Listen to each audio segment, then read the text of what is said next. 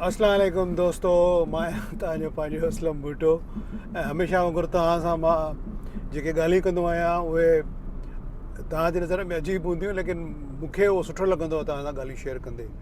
जीअं अॼु जी ॻाल्हि जेका आहे सा त जवानी दीवानी आहे। यकीननि जवानी दीवानी हूंदी आहे ऐं जिन ते जवानी आहे उन्हनि खे ख़बर आहे त जवानी छा हूंदी आहे।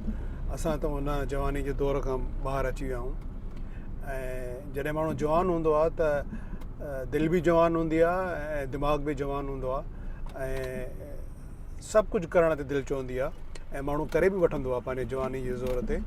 छो त जवानी सां गॾु माण्हू में जेका एनर्जी हूंदी आहे, जेका ताक़त हूंदी आहे, जेको जज़्बो हूंदो आहे, जुनून हूंदो आहे, जुस्तजू हूंदी आहे, उहा उनखे वॾी हेल्प कंदी आहे उनजे डिसीशन पावर खे करण में। ऐं डिसीशन पावर जेको आहे सो इंसान जो तॾहिं बहितरु हूंदो आहे जॾहिं माण्हू बिल्कुलु ई जवान हूंदो आहे। सो बहरहाल चवण जो मक़सदु इहो आहे त जवानी इंसान ते हिकु दफ़ो ई ईंदी आहे। ॿीहर माण्हू जवान थियण जी नाकाम कोशिशि कंदो आहे, पाण खे वारनि खे कलर करणु, सुठा कपिड़ा पाइणु ऐं दवाऊं खाई पाण खे थोरो एक्टिव करणु। त उन्हनि सां माण्हू जवान कोन थो थिए, उन सां माण्हू कुझु घड़ियुनि जे लाइ माण्हू हिकिड़ो अहिड़ो लम्हो पैदा कंदो आहे जो पाण खे जवान सम्झंदो आहे। पर एक्चुअली जवानी त उहा कुदरत जी हिकिड़ी नेमत हूंदी आहे न। कुदरत जंहिंखे जवान करे, कुदरत जंहिंखे जवानी ॾिए, कुदरत जंहिंखे जवानी जो मज़ो ॾिए ऐं उहे लम्हात इंसानु ज़िंदगी में कॾहिं बि कोन विसारींदो आहे। इहा ई हिकिड़ी जवानी आहे।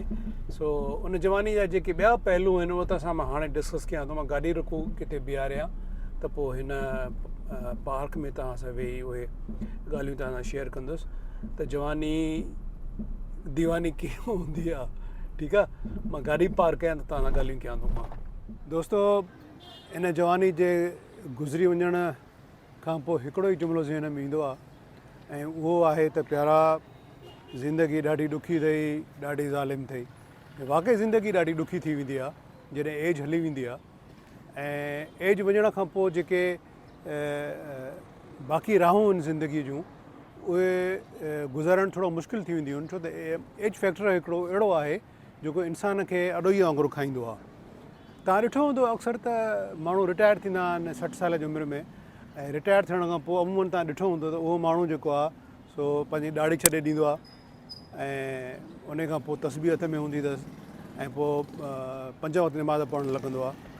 पर हाणे जेकॾहिं असां तर्जीह कयूं त उहो माण्हू जेको रिटायरमेंट यानी पंहिंजे जवानी गुज़रण खां पोइ तस्बीह हथ में खणंदो आहे, ॾाढ़ी छॾे ॾींदो आहे, नमाज़ूं पढ़णु लॻंदो आहे, उहो छो न अर्ली एजिस में इहे शयूं कंदो आहे।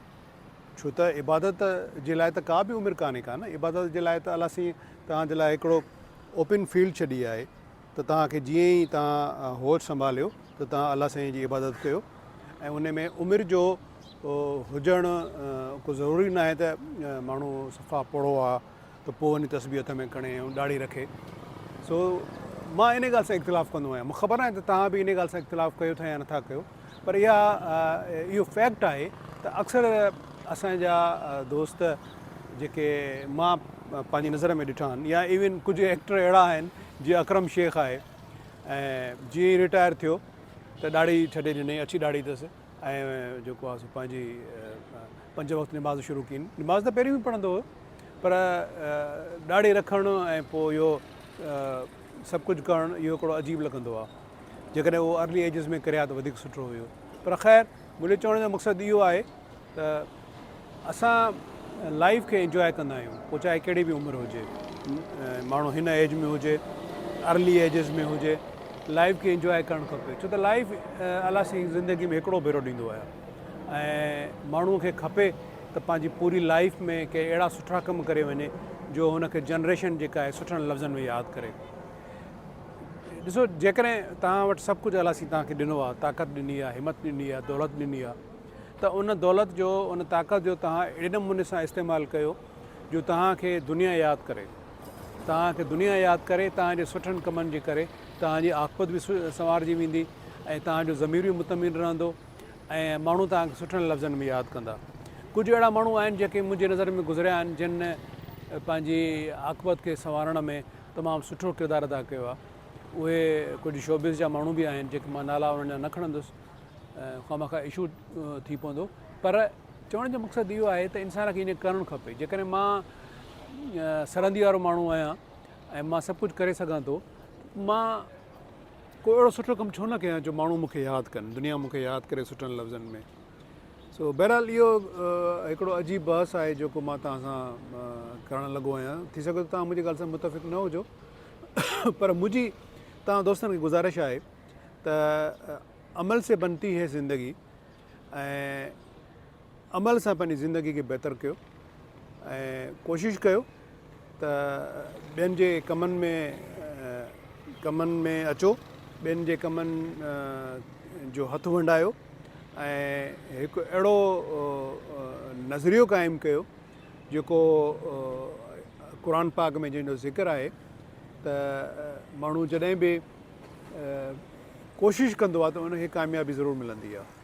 सो कामयाबी जे लाइ कोशिशि करणु लाज़मी आहे। माण्हू ईअं न त वण जे छांव जे हेठां वेही रहे ऐं पोइ अलाह साईं खां दुआ घुरे त मुंहिंजा मौला मुंहिंजे हिन झोलीअ में जेको आहे सो सभु कुझु फिटी कर, जेको मुमकिन न आहे। ईअं कोन्ह थींदो आहे। अलाह साईं तॾहिं ॾींदो आहे जॾहिं तव्हां स्ट्रगल कंदो।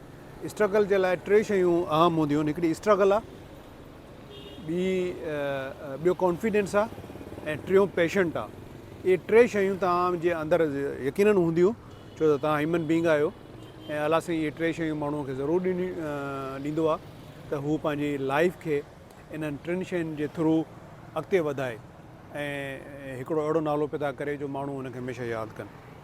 हे वॾो मौज़ू आहे, हिन ते ॻाल्हाइण जे लाइ वॾो टाइम खपे, पर छो त मुंहिंजो व्लॉग आहे ऐं मां इन में तव्हां सां वधीक तव्हांजो टाइम कोन थो वठणु चाहियां, सवाइ इन जे जो मुंहिंजी ख़्वाहिश हुई त मां तव्हां दोस्तनि सां एज फैक्टर जेको आहे सो डिस्कस कयां।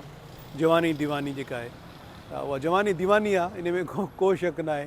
माण्हू जवान हूंदो आहे त कंधु हिते करे हलंदो आहे, हाय हाय हाय, पर जॾहिं माण्हू वरी थोरो एज फैक्टर में अची थो वञे, जीअं असांजो मंज़ूर मुराद आहे वीचारो, त उहो ॾिसो हाणे हीअं थी वियो आहे हीअं।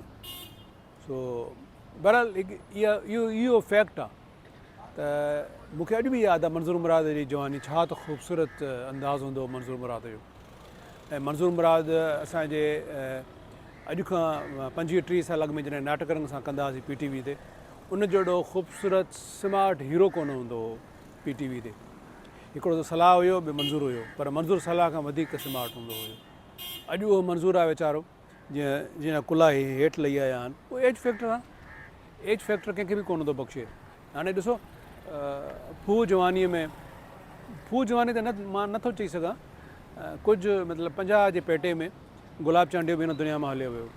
मरहूम यूसुफ अली जेको मुंहिंजो तमामु सुठो दोस्त बि हुयो, मुंहिंजो उस्ताद बि हुयो, उहो बि हिन दुनिया मां हलियो वियो।